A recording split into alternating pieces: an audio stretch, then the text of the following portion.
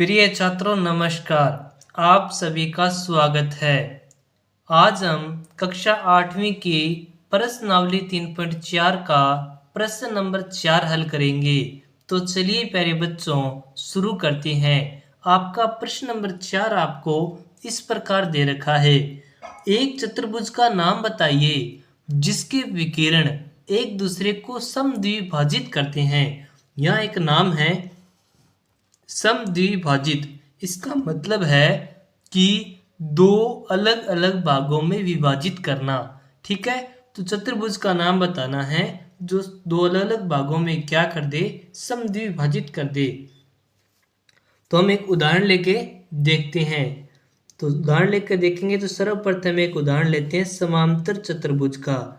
A B C D विकिरण इसके अंदर एक तो बी डी है और एक एसी है। ठीक है, तो इसके अंदर एक त्रिभुज आ जाएगा ए बी डी आ जाएगा, ए बी डी, और एक त्रिभुज इसके अंदर आ जाएगा बी सी डी।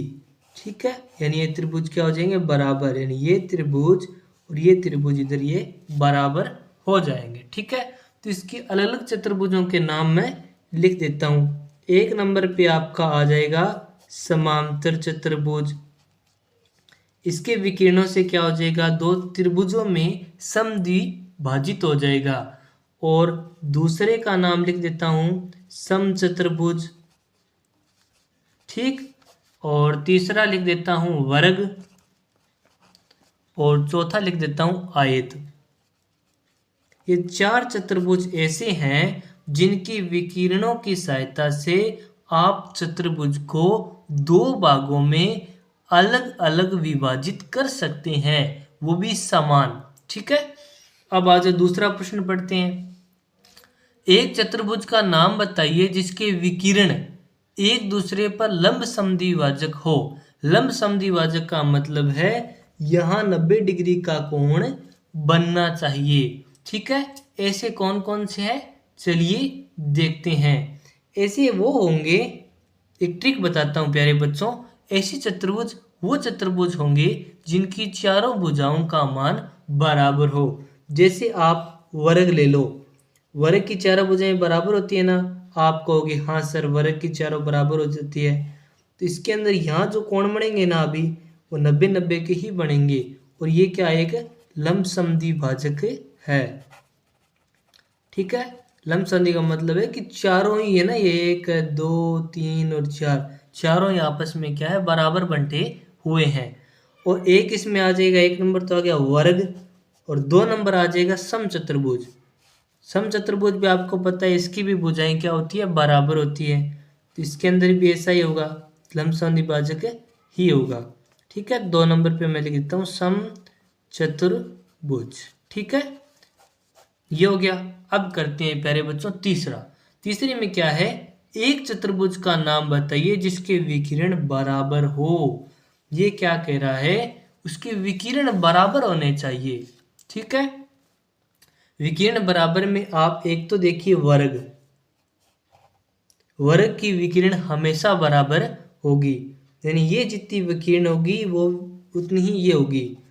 बताता हूं मैं आपको किस प्रकार, यानी ए और ए बी सी डी, ए और डी है ना, उतनी ही विकिरण क्या होगी, बी और डी है प्यारे बच्चों, बी और डी उतनी क्या होगी, ए और सी होगी, ये बराबर होगी। ठीक है, ये होता है किसके अंदर, वर्ग के अंदर।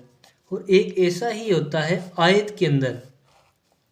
आयत की जो ये विकिरणें होती है उनका मान भी क्या होता है, बराबर, यानी ऐसी विकिरण है वो बी डी विकिरण की क्या होती है, बराबर। तो इसके अंदर आप लिख दो आयत। ये प्रश्न आपको तब जाके सोल्व होंगे, तब जाके आपको ये अंक आएंगे, तब जाके आएंगे, तब आप इनकी अच्छे से जानकारी प्राप्त कर लेंगे। ठीक है, आपको पता होना चाहिए वर्ग क्या है, आयत क्या है। ठीक है, मैं इनकी प्यारे बच्चों आपको अलग से प्लेलिस्ट बना के जरूर बताऊंगा। ठीक है, बताइए एक आयत उत्तल चतुर्भुज कैसी है। उत्तल चतुर्भुज का मतलब है कि कोई भी विकिरण है ना वो अंदर ही होना चाहिए, बाहर नहीं जाना चाहिए, उसको बोलेंगे उत्तल चतुर्भुज। जैसे आयत की बात है तो आयत आप सब जानते हैं कि आयत में जो बनने वाली विकिरणें होती है वो हमेशा आयत के अभ्यंतर में बनती है। अभ्यंतर का मतलब है अंदर की तरफ बनती है। तो एक आयत है वो एक चतुर्भुज होगा। तो आप यहाँ लिख दो आयत की विकिरण, आयत की विकिरण हमेशा आयत के अभ्यंतर, अभ्यंतर का मतलब है अंदर बनती है। ठीक है, इसलिए आयत एक उत्तल चतुर्भुज है।